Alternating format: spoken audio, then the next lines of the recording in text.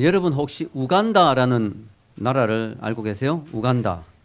어떤 분은 농담으로 이 지구상에서 소가 제일 많은 나라가 우간다다. 소가 우간다 이래가지고 뭐 이런 농담도 하기도 하는데, 자, 우간다. 이 우간다는요, 참 이렇게 아프리카의 진주라고 불리는 참 아름다운 나라예요. 그런데 우간다가 1970년대 이디 아민이라는 독재자로 인하여 교회가 문을 닫게 됩니다. 그리고 200만 명이 넘는 사람이 죽임을 당합니다. 나라가 이루 말할 수 없이 고통스러워졌죠. 지도자가 너무 중요한 것 같아요. 독재자 한 사람이 들어오면 나라가 참 어려움이 많이 있거든요. 그래서 이디 아민, 유명하죠. 이디 아민. 그래서 우간다가 아주 힘든 나라가 됐습니다. 건물이 무너지고 폐허가 되고 사람들은 서로 죽였고, 특별히 에이즈, AIDS, 에이즈가 뭐의 약자죠? 아이고 다 살았다의 약자죠. 예, acquired immune deficiency syndrome이죠. 에이즈. 이 에이즈가요 어느 정도 심했냐면 우간다에 33.3%. 이 말은 뭐냐면은 3명이 모이면 그 중에 1명이 에이즈 환자예요. 생각해 보세요. 여러분 지금 3명이 모였는데 그 중에 1명이 에이즈 환자예요. 나라가 이게 어떻게 되겠습니까? 너무너무 심각한 거죠. 그래서 세계보건기구 WHO는요 이렇게 예언을 했습니다. 2000년 정도 되면 우간다는 나라가 완전히 내려앉을 거다. 왜냐? 이 에이즈로 국민의 3분의 1이 지금 죽어나가는 판이니까 나라 경제도 엉망이 되고 나라가 완전히 망할 거다. 이렇게 이야기했어요. 그런데 여러분 어떤 일이 난 줄 아세요? 오늘날 사회학자들이 증언하기를 우간다는 지금 지구상에서 가장 놀라운 변화를 경험하고 있는 나라라고 이야기합니다. 오늘날 우간다의 에이즈 환자 비율이요 33.3%에서 5%까지 떨어졌어요. 5%까지. 그리고요 범죄율이 지역에 따라서는 70%까지 떨어졌습니다. 그리고요 우간다의 경제가 살아나가지고 지금 아프리카에서 가장 고속으로 성장하는 나라가 되어 있습니다. 우리나라의 새마을 운동도 지금 막 전수하고 있고요. 이게 어떻게 됐습니까? 왜 이런 일이 났을까요? 전 세계적으로요 에이즈가 창궐했던 나라치고 에이즈 숫자가 줄어든 경우가 없었어요. 우간다가 처음이에요. 처음. 왜냐하면 에이즈라는 게 전염성이 강하잖아요. 이게 한번 발생하면 더 퍼지면 퍼졌지 줄어들지 않는데 확 줄어들었단 말이죠. 어떻게 이렇게 됐는가? 여기에는 비하인드 스토리가 있다는 거죠. 우간다를 위해서 기도한 사람들이 정말 많았습니다. 특별히 우간다의 그리스도인들이 목숨을 걸고 기도했습니다. 이들이 기독교가 핍박을 당하고 교회가 문을 닫고 숙청을 당하고 또 순교를 당하고 하면서도요 어디로 가냐면 정글로 들어가죠. 정글. 그래서 우간다에 그 유명한 정글 기도를 한 게 있어요. 정글 기도. 정글에 들어가서 막 기도하는데요. 땅을 파고 기도하고 포굴에 들어가서 기도하고요. 기도하다 나오면은 또 잡혀서 죽고 하니까 아예 나오지도 않고 막 정글에 막 들어가서 막 몇 달씩 살면서 기도하고요. 목숨 걸고 기도했어요. 하나님 우리나라를 회복시켜 주십시오. 우리나라를 살려 주십시오. 목숨을 걸고 기도했어요. 조국에 변화가 올 때까지 울면서 기도하고 또 기도했습니다. 근데 놀라운 일이 났어요. 우간다의 하나님이 놀라운 정치와 경제와 또 종교의 변화가 일어나게 된 거죠. 오늘날 우간다의 국회는 기도하지 않으면 어떤 토론도 하지 않습니다. 국회의원들이 정기적으로 일주일에 2번, 3번씩 모여서 정기적으로 국회의원들이 기도하고 국회를 운영합니다. 판사들은 기도하지 않고는 어떤 판결도 내리지 않습니다. 믿는 사람들이 정부 조직에 들어가면서 놀라운 변화가 일어납니다. 부정부패가 없어지고요. 대통령이 독실한 그리스도인 검사를 우간다에 임명해서 부정부패 척결에 앞장서고 있습니다. 특별히 1999년 놀라운 일이 났습니다. 새천년을 맞이해서 이제 2000년이 된다. 그래서 대통령 영부인이 대통령과 함께 모든 종교 지도자를 다 모았어요. 그리고 공식적으로 자신들이 우상을 섬겼던 죄를 회개하고 이 나라를 이제 하나님 앞에 드리겠습니다. 이제 우리는 기독교 나라가 되겠습니다 하고 서명을 해가지고 하나님 앞에 헌신했습니다. 놀라운 역사가 일어난 것이죠. 한때 우간다에 하나님은 죽었다는 이야기가 나돌았습니다. 오랜 시간 동안 고통과 괴로움으로 시달린 노인들이 목사님께 찾아와서 지팡이를 흔들면서 당신네 하나님 어디 있는 거야? 이렇게 이야기했어요. 그러나 우간다의 신실한 그리스도인들이 목숨 걸고 기도한 덕분에 하나님의 놀라운 기적들이 일어나기 시작한 것이죠. 우간다를 대적하던 교회를 대적하던 주술사들이 원인 모르게 갑자기 죽기도 하고요. 교회가 개척되어지고 에이즈 환자가 기도하니까 병이 낫는 역사가 일어났습니다. 그래서 우간다에서 지금 알려진 숫자만 해도 397명이 넘는 사람들이 에이즈 환자가 기도해서 나은 사례가 있다고 하는 거죠. 현재 인구 1,800만 명이 넘는 우간다의 수도 캄팔라, 우간다의 수도가 캄팔라거든요. 앞으로 10년 안에 95% 이상의 사람들이 그리스도인이 될 거라고 하는 그런 전망이 있습니다. 우간다 수도 캄팔라에 있는 가장 큰 은행에는 영업시간 동안 11층 전체에 하나님을 찬양하는 음악이 흘러나옵니다. 우간다의 잭슨 세뇽가라는 목사님은요, 하나님의 인도하심을 받아서 우간다 캄팔라에 교회를 개척하라. 7명의 신자와 함께 교회를 개척했는데요. 2주 만에 교인이 2,000명이 되었고요. 지금 2만 명이 넘습니다. 도대체 이렇게 우간다에 일어나고 있는 놀라운 변화를 뭐로 설명할 수 있겠습니까? 이걸 한마디로 말하면 뭘까요? 부흥입니다. 이게 바로 부흥이에요. 부흥. 우간다에 놀라운 부흥이 일어난 것이죠. 이 부흥이랑 이렇게 놀라운 거예요. 한 개인과 한 가정과 심지어 한 국가를 완전히 변화시킬 수 있는 게 부흥의 힘이에요. 여러분 이 부흥을 보면 하나님이 없다는 소리 못 하겠죠. 너무 놀랍죠. 이런 놀라운 부흥. 저는요, 우리 교회가 이번에 수련회에서 많은 은혜를 경험했잖아요. 개인적인 부흥이 일어난 사람도 있습니다. 은혜를 받아서 삶이 회복되어지고 부흥이 일어난 사람이 있어요. 제가 보니까 그 중에 한 명이 정의 같아요. 정의. 할렐루야. 정의가요. 이거 만들었잖아요. 이거 여러분 이번에 교회에 이거 이제 만들고 또 여러분 지난주에 우리 교회 영상 봤죠? 근데 약간 영상이 길다 느낌이 들지 않았습니까? 그리고 교인들 얼굴이 많이 나왔죠? 왜 그러냐면 정의가요. 저한테 메일을 보냈는데 이렇게 하게요. 목사님 지금 일주일이 넘었는데도 마음에 너무나 기쁨이 넘칩니다. 그리고 목사님 교인들을 지금 사진을 정리하고 있는데 사진 하나하나가 이렇게 사랑스러울 수가 없습니다. 교인들 얼굴을 이렇게 행복한 마음으로 바라볼 수가 없어요. 그러니까 제가 생각에 제 짐작인데 지난번에 영상에서 사진이 길게 나온 이유는 정의가 어느 사진도 빼기 싫은 거예요. 교인들이 너무 사랑스러웠어. 맞습니까? 이게 부흥입니다. 할렐루야. 이게 부흥이에요. 이게 개인적으로 내 심령에서 일어난 부흥이에요. 여러분 오늘 우리 교회가 저는 이 부흥을 사모하는 마음이 있어야 되겠다. 우리가 이번에 수련회에서 은혜를 받고 개인적으로 부흥이 일어난 사람도 있지만 이 부흥이 교회로 연결돼야 되겠다. 교회 부흥으로 연결되고 내 가정의 부흥으로 연결되고 더 나가서 우리 교회를 통해서 이 강북대학연합회, 강북 지역의 부흥 그리고 이 나라의 민족, 한국교회의 부흥에 우리가 참으로 일조를 할 수 있는 그런 교회가 됐으면 좋겠다. 이런 부흥으로 연결됐으면 좋겠다는 마음으로 오늘 말씀을 준비했습니다. 우리가 부흥을 경험하기 위해서는요. 부흥이 뭔지를 좀 제대로 이해할 필요가 있습니다. 부흥은 단순히 교회에서 교인 숫자가 느는 것만이 부흥이 아니에요. 물론 부흥의 결과로 교회 성장이 오는 경우가 많습니다.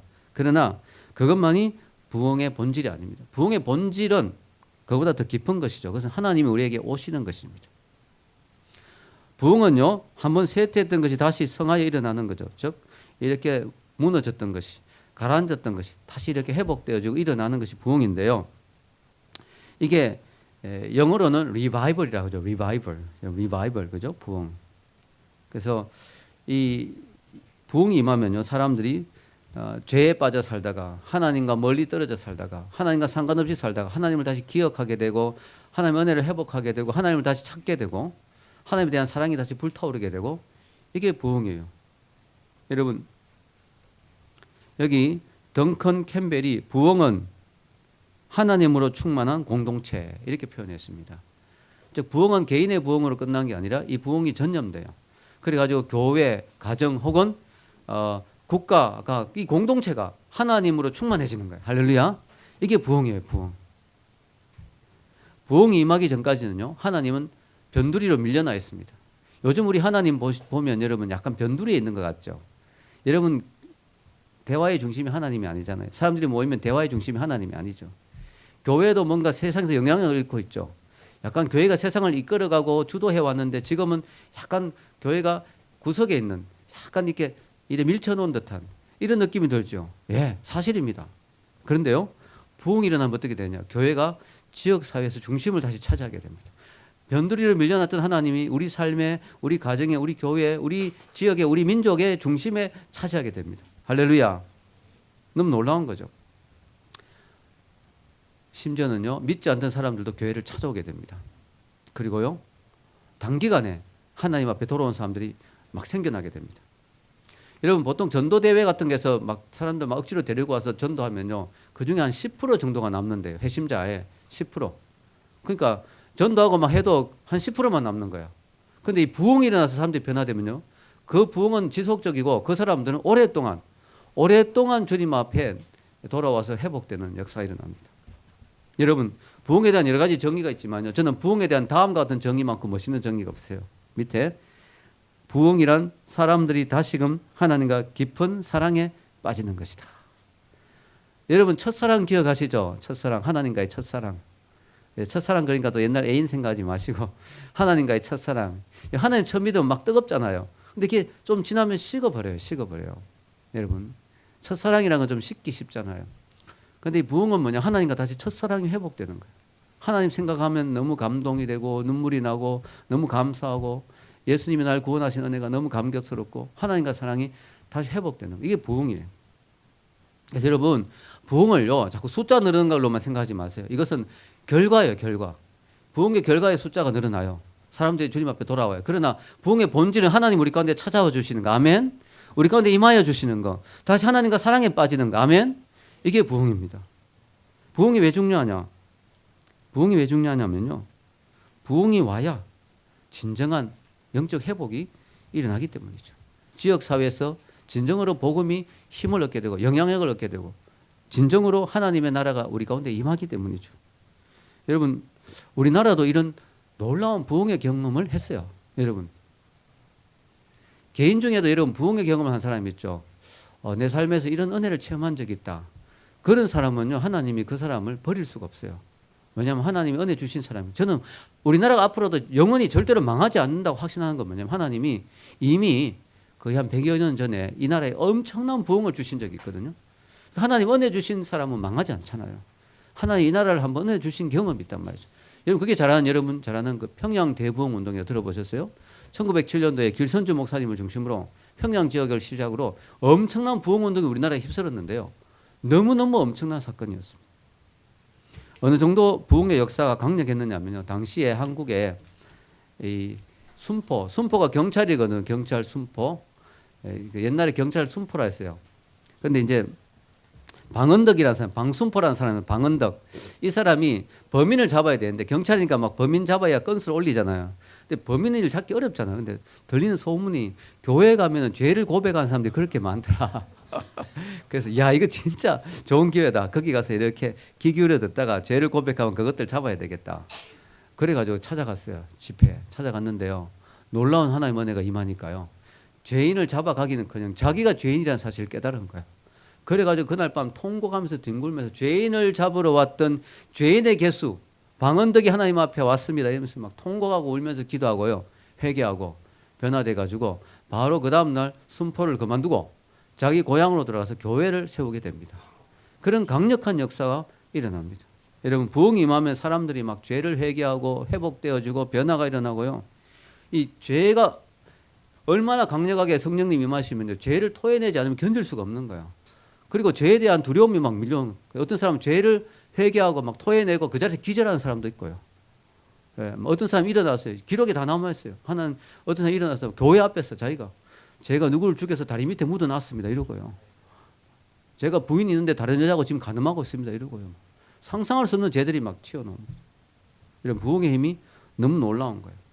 부흥이 임하면 한 개인이 변화될 뿐만 아니라 한 가정, 한 사회, 한 국가가 완전히 변화돼요. 그래서 우리나라도 그때 당시에 막 시장이 문을 닫을 정도로 사람들이 전부 훔쳐갔던 물건 다 갖다 주고요, 완전히 뒤집어졌습니다. 영국의 웨일즈에서 대부흥 운동이 일어났을 때 6개월 동안 모든 술집이 문을 닫았다는 기록이 있어요. 왜냐하면 술집에 술 마시러 온 사람이 없는 거예요. 은혜 받아가지고. 경찰이 할 일이 없어가지고, 경찰이 도둑놈이 있어야지. 할 일이 없어가 경찰들이 뭘 했냐면 교회 와서 사중창단을 만들어가 찬양했다는 기록이 남아있습니다. 할 게 없으니까. 그런 놀라운 역사들이 부흥이 임하면 일어나는 거죠. 광부들이 얼마나 거칩니까? 왜냐하면 언제 갱도가 무너져서 언제 죽을지 모르거든요. 그러니까 광부는 막장 인생, 그게 딴 말이 아니고 탄광에 들어가면 그게 막장 인생인 거예요. 그러니까 이 자기들이 나귀를 부리고 막 석탄을 실어 나르는데 너무너무 괴로우니까 나귀를 맨날 걷어차고 욕을 하는 거야. 막 욕을 하면서 근데 은혜 받으니까 어느 정도가 역사가 일어나냐면 나귀를 가고 형제요 이러면서 막 우는 거예요. 그 나귀가 주인의 말귀를 못 알아들었대요. 맨날 뭐 욕을 하던데 형제요 이러니까 무슨 말인지 못 알아듣고 움직이지 않았다는 그런 기록까지 남아있을 정도로. 예. 너무너무 놀라운 일이 일어나는 거죠. 여러분, 이 세상을 바꿀 수 있는 능력이 바로 부흥에 있습니다. 사실은요, 부흥이 필요해요. 여러분, 프랑스가요, 근대화로 넘어갈 때 이 과정이 참 힘들거든요. 왜냐하면 그 전까지는 왕과 이 귀족들이, 왕족들이 다스리던 나라니까 사람들이 불만이 많잖아요. 귀족들이 나라를 또 잘 못 다스리고 하니까. 그래서 이제 근대화로 산업혁명이 일어나고 근대화로 넘어가면 뭐예요? 노동자, 농민계급들이 막 들고 일어나죠. 그러면서 귀족들을 처단하게 됩니다. 피를 부르게 됐어요. 그럼 프랑스에 딱 2대만 있는 사형기구가 있는데 그게 뭔지 아세요? 단 2대라고. 단두대가 프랑스에서 얼마나 많은 목이 날아갔는지 몰라요. 단두대에서. 왜냐하면 혁명이 일어나기 위해서는 근대화로 넘어가기 위해서는 피를 불러야 되는 거예요. 근데 프랑스 학자가 연구를 해보는 거예요. 연구에 너무너무 자기가 충격받는 거예요. 왜냐하면 왜 똑같은 근대화로 넘어서 영국에서는 아무도 안 죽었느냐 이거지. 영국은 무혈혁명. 피를 하나도 안 흘리고 근대화로 넘어가 버린 거예요. 프랑스는 그렇게 피를 봤는데 그 이유가 뭐냐? 역사학자가 조사해 보니까 안 믿는 역사학자인데 결론은 뭐냐? 영국의 종교혁명, 영국의 놀라운 부흥의 역사, 영국을 휩쓸었던 그 놀라운 부흥의 역사 때문에 영국에는 은혜 받아가지고 사람들이 서로 용서하고 이해해주면서 근대화로 넘어가게 된 거예요. 할렐루야. 이 부흥의 힘이 이렇게 놀라운 거예요. 너무 놀라운 거죠. 미국도 한때 히피들 때문에 엄청나게 고생을 했습니다. 왜냐하면 히피들이 다 똑똑한 애들이에요. 공부 잘하는 애들, 대학 가고 막 이런 애들인데 세상이 회의를 느끼면서 막 세상이 의미 없다, 회의다 이래가지고 머리를 막 이만큼 기르고 그죠? 마약을 하고 그죠? 막 이러는 거예요. 근데 이 문제, 사회 문제를 해결할 수가 없는 거예요. 어떻게 통제가 되겠습니까? 근데 지금 미국의 히피 문화가 심각하지 않죠. 왜 그렇게 되느냐면은 그 안에 하나님 놀라운 부흥의 역사가 누군가가 기도했겠죠. 지저스 무브먼트라고 그 히피들 가운데 예수님을 영접한 사람들이 나오기 시작한 거예요. 예수님을 영접하고 변화되고 막 거듭난 사람들이 막 나오기 시작한 거예요. 그들을 모아서 목회한 분이 그 유명한 갈보리교의 척 스미스 목사님이야. 몇만 명, 몇십만 명 막 젊은이들이 회개하고 변화되고 막 바닷가에서 막 세례받고 물어봤대요. 히피들에게. 마약 어떻게 끊느냐고. 마약 끊기 힘들잖아요. 마약 어떻게 하루아침에 끊어. 예수님 믿고. 어떻게 끊냐 하니까 마약에 아주 그 깊이 빠져가지고 마약을 아주 최고조로 했을 때 아주 기분 좋은 상태를 그들의 언어로 표현하면 하이라고 합니다. 하이. 기분이 높아진 하이. 근데 예수 믿고 보니까 기분이 더 좋더라는 거야. 그래 굳이 그렇게 기분 좋을 필요가 없다는 거야. 마약을 가지고. 너 행복하더라는 거죠. 마약 다 끊으시고 히피들이 돌아오고 미국 문화가 정상적이 되고 이것이 다 강력한 부흥의 역사였습니다. 그래서 부흥이 너무너무 중요한 거야. 부흥이 너무너무 중요한 거죠. 자, 그렇다면 우리도 부흥을 사모해야 되겠죠. 왜냐하면 이 나라 이민족에도 우리 가운데도 부흥이 임할 때 하나님 놀라운 역사가 일어나지 않겠습니까? 자, 그런데요. 이 부흥이 일어나려면 어떻게 해야 되느냐? 부흥은 조건이 있습니다. 다음과 같은 3가지입니다. 물론 부흥은 하나님의 전적인 역사와 하나님의 주권입니다. 그럼에도 불구하고 우리 인간이 해야 될 일이 있습니다. 첫째는요. 회개를 해야 돼요. 회개. 인간이 회개할 때 거기에 부흥의 역사가 찾아오는 것이죠. 회개. 여러분 우리의 몸과 마음을 정결케 하는 그리고 회개의 역사가 꼭 필요합니다. 회개의 역사. 예. 주부 하나고 우리 아이들 주부 하나고 뒤에 좀 뒤에 한 모자라는 분이 있어가지고요. 예.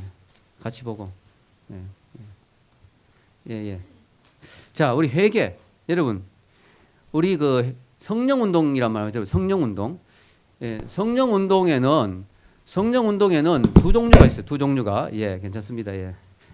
2 종류가 있는데요. 첫째가 뭐냐? 능력을 추구하는 성령 운동이죠. 능력을 추구하는. 막 강력한 능력을 추구하는 성령 운동이죠. 은사, 방언, 막 병 낫고 예언, 신유 막 이런 성령 운동이 있고요. 또 하나의 성령 운동은 뭐냐면 강력한 회개를 추구하는 성령 운동이세요. 회개, 죄 용서, 거룩 이런 걸 추구하는 성령 운동인데요. 너무 감사하게 우리나라의 초창기에 평양 대부흥 운동의 성령 운동이 바로 거룩을 추구하는 성령 운동, 회개를 추구하는. 만약 거기 신비주의 성령 운동에서 우리나라가 지금 되게 신비주의로 많이 빠졌을 거예요. 너무 감사하게 그때 그 선교사님들이 되게 공부를 많이 한 분이고 말씀 중심으로 교회를 이끌었기 때문에 회개를 추구하는 성령 운동이었습니다. 얼마나 감사합니까? 여러분 성령님이 역사하시면요 부흥이 있기 전에 반드시 회개의 역사가 터져나가요. 그래서 여러분이 부흥을 사모한다면 먼저 회개부터 해야 돼요. 내 마음, 내 개인의 부흥도 필요하거든요. 내 심령도 부흥돼야 될 거 아니에요. 내 심령이 먼저 정결케 되는 것이 중요합니다. 성령님은 거룩한 영이시기, 부흥은 성령의 역사거든요. 성령님은 거룩한 영이시기 때문에 거룩한 곳에만 찾아오시죠. 내가 죄로 물들어 있으면 거기 성령님 임하지 않습니다. 부흥이 일어날 수가 없어요. 그래서 내가 먼저 정결케 된 역사가 필요합니다. 여러분, 하나님의 한 공동체에 부흥을 주실 때는 거기에 먼저 회개의 역사를 허락했어요. 제가 몇 년 전에 대구의 모 교회 청년부의 강사로, 수련회 강사로 초청을 받아서 말씀을 전했는데요. 너무너무 놀랍게도 그날 놀라운 일이 일어났어요. 성령님이 강력하게 임하신 거예요. 물론 제가 뭐 아주 특별히 잘했다기보다는 제가 보니까 그 청년부에서 기도를 되게 많이 했더라고요. 저도 뭐 열심히 했지만 기도를 많이 했어요. 그날 말씀을 전하고 통성 기도하는데 놀라운 일이 나기 시작한 거예요. 그 안에서 놀라운 회개 역사가 터져 나오기 시작하더니 청년부 회장이 갑자기 뛰어나오는 거예요. 마이크를 잡더니 자기 죄를 막 토설하는 거예요. 그러면서 저는 청년부 회장 될 자격이 없습니다. 저는 죄인입니다. 막 이러는 거예요. 그러니까 갑자기 또 부회장이 뛰어나오면서 마이크를 잡고 회장님 이러시면 저는 어떻게 또 부회장 합니까? 이러면서 저도 정말 죄인입니다. 이러고 막 전체가 회개하고 통곡하는 역사가 일어났어요. 성령님이 임하시면요, 회개의 역사가 일어날 줄 믿습니다. 여러분, 우리가 2007년도에 지난번에 그 평양 대부흥 100주년을 기념해서 우리가 그 강력한 그 성령의 그 집회를 했거든요. 그런데 별로 성령의 역사가 안 일어났어요. 별로 그렇게 부흥의 역사가 안 일어났어요. 왜 그럴까요? 저는 거기 문제가 바로 행사만 했다는 거죠. 이게 1907년에 평양 대부흥이 일어났기 때문에 우리도 그런 대부흥을 경험하자고 해서 2007년도에 엄청난 그런 행사를 많이 했어요. 그런데 그런 부흥이 안 일어났다는 거예요. 왜냐? 행사로 끝나고. 행사가 해야 되는 게 아니고요. 회개의 역사가 일어나야 돼요. 회개 운동이 일어나요. 그래야 부흥이 일어날 수 있어요. 아멘. 물론 그때 기도한 거 하나님이 지금 기억하시고 준비하고 계신 줄 믿습니다. 두 번째는 기도입니다. 기도. 에드위 오르 읽어보겠습니다. 시작. 세상의 어떤 곳에서도 연합된 기도를 떠나서 영적인 대부흥이 시작된 적은 없다. 아멘. 기도한다고 꼭 부흥이 온다는 보장은 없어요. 하나님의 주권이니까. 그러나 기도하지 않고 부흥이 온 적은 없다는 거예요. 아멘. 기도. 여러분, 오순절 3,000명, 5,000명 회개하고 변화되고 하루아침에 5,000명이 회개한 역사, 이 부흥이거든요. 어떻게 왔습니까? 그들이 예수님의 명령대로 다락방에서 기도할 때 그런 역사가 일어났습니다. 그래서 빌리 그람 목사님도 이런 말을 읽겠습니다. 부흥의 세 가지 열쇠는 기도, 그리고 기도이다. 아멘. 우리도 이번에 우리 수련회에서 약간의 부흥을 경험했죠. 그게 바로 우리가 기도했기 때문에, 그죠? 기도했기 때문에. 그러니까 우리가 계속 기도해야 되는 거예요. 교회 계속적인 부흥을 위해서 기도해야 되는 거예요. 기도할 때 놀라운 일이 일어납니다. 여러분, 건초더미 기도라고 들어보셨어요? 그 윌리엄스 대학의 사무엘 밀즈와 몇몇 대학생들이 정원에 모여서 대학의 영적 부흥의 바람이 불도록 기도했어요. 기도를 막 그날 한 게 아니고 계속 해온 거죠. 해오는데 그날따라 갑자기 폭우가 쏟아졌어요. 그 사람들이 전부 비를 빼서 다 뛰어 들어가는데 이 몇 명의 4명의 친구들은 비가 오는데도 건초더미 속에 들어가서 집단 속에 들어가서 그 안에서 또 기도한 거예요. 계속해서 기도하는데 갑자기 성령님이 강력하게 임하시면서요, 해외 선교에 대한 비전을 품게 되고요, 이들이 선교사로 헌신하게 되고요, 그게 시발이 되어서 SVM이 생겼죠. Student Volunteer Movement. 학생 자원운동. 그 결과요, 전 세계 2만 명의 선교사가 파송되게 됩니다. 이 기도회를 통해서. 이게 시발점이 됐어요. 여러분, 그 선교사 중에 한 명이 바로 조선에 온 선교사님들. 선교사님들이 여러 명이 조선에 오게 됐는데 그게 바로 그 기도 운동 때문에 우리나라에도 부흥이 오게 된 것이죠. 성경은 이렇게 말하죠. 분명히 읽겠습니다. 내 이름으로 일컫는 내 백성이 그 악한 길에서 떠나 스스로 겸비하고 기도하여 내 얼굴을 구하면 내가 하늘에서 듣고 그 죄를 사하고 그 땅을 고칠지라. 아멘. 성경은 분명히 말합니다. 우리가 이 땅이 황폐하고 황무하고 영적으로 메마르고 괴롭더라도 빈들의 마른 불같이 시들은 나의 영혼일지라도 우리가 겸비하고 기도하면 하나님이 우리를 고쳐주신다고 약속했습니다. 마지막 세 번째, 기대감이죠. 부흥을 위해서는요, 우리가 부흥에 대한 기대감을 가질 필요가 있습니다. 부흥은 값싼 하나님의 동정이 아닙니다. 부흥은요, 고귀한 하나님의 방문입니다. 그래서 하나님은 부흥을 쉽사리 주시지는 않아요. 하나님의 부흥은 오로지 부흥을 사모하고 간절히 기대하는 사람에게 옵니다. 여러분, 오늘날 교회가 문제가 뭐냐면요, 부흥에 대한 기대감이 없어요. 교회들이 그냥 현상 유지에 만족하고 있어. 부흥이 필요하다는 사실조차 인식하지 못하고 있어. 오늘 교회가 프로그램이 나빠서 사람들이 안 모이는 게 아니죠. 교회가 방법이 나빠서 사람들이 모이지 않는 게 아닙니다. 교회가 힘든 이유가 뭐냐면은 부흥의 근원이신 하나님을 잊어버리고 있기 때문에. 여러분 정말 두려운 것은 오늘날 교회에서 하나님 빼도 교회가 돌아간다는 거예요. 왜? 프로그램이 잘 되기 때문에. 조직이 잘 되기 때문에. 하나님 빼도 교회는 돌아갈 수 있어요. 이런 시대가 됐기 때문에 교회가 영적인 능력을 잃어버리고 있는 것입니다. 교회는 이 사실을 바로 깨닫고 다시 하나님께로 돌아와야 됩니다. 우리는요, 우리 교회는 다른 무엇보다 간절히 하나님을 찾고 구해야 될 줄로 믿습니다. 하나님이 아니시면 답이 없습니다. 하나님 우리 교회의 주인이십니다. 하나님 임하여 주시옵소서. 하나님 우리 가운데 임재하여 주시옵소서. 이러면 우리가 수련회 가기 전에 그 주소까지 불러가면서 그 곤지암 그쪽에 임해 달라고 하나님께 기도했잖아요. 하나님이 임하여 주셨잖아요. 우리 교회 가운데 임하여 달라고 기도해야 될 줄로 믿습니다. 여러분 세상이 더 힘들수록 더 고통 가운데 있을수록 더 부흥을 사모해야 되죠. 왜냐?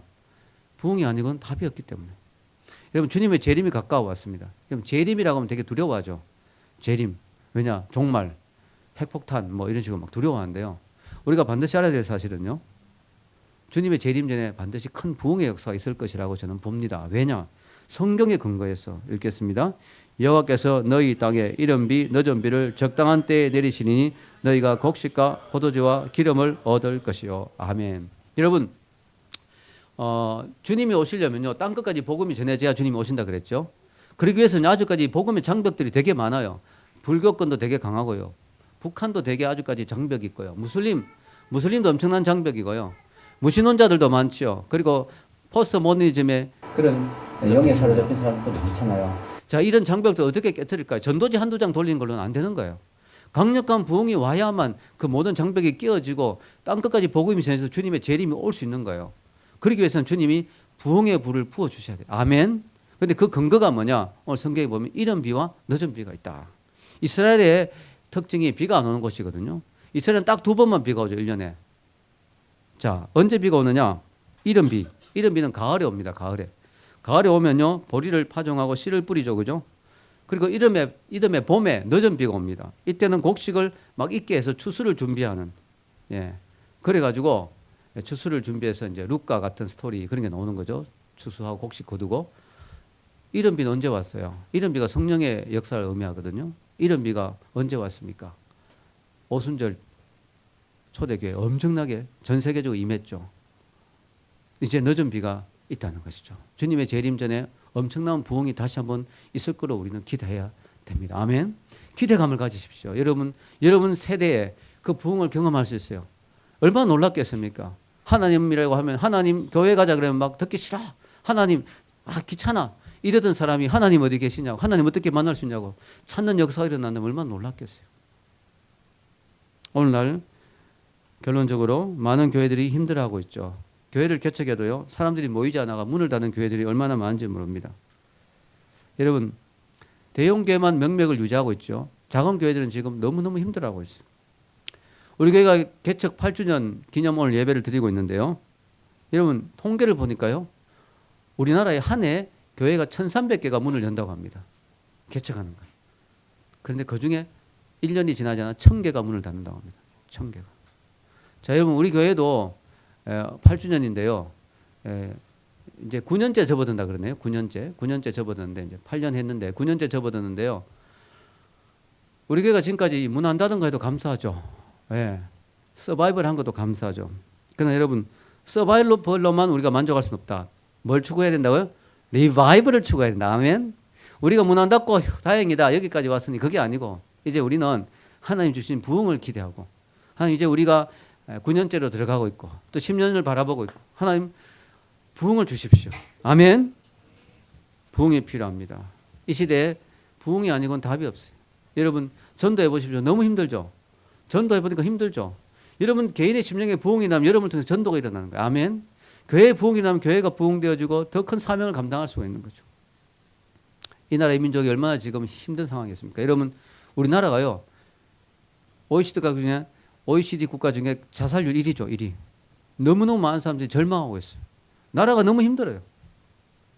북한이 지금 엄청난 장벽으로 우리를 막고 있습니다.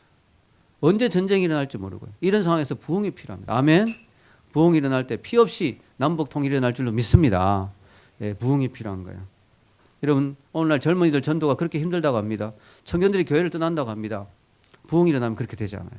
교회 청년이 넘치고 이 젊은이들이 주님을 찬양하고 주님께 삶을 드리고 헌신하고 그들의 삶의 자리에서 아름답게 쓰임받고 이런 역사가 우리 교회 가운데 일어날 줄로 믿습니다.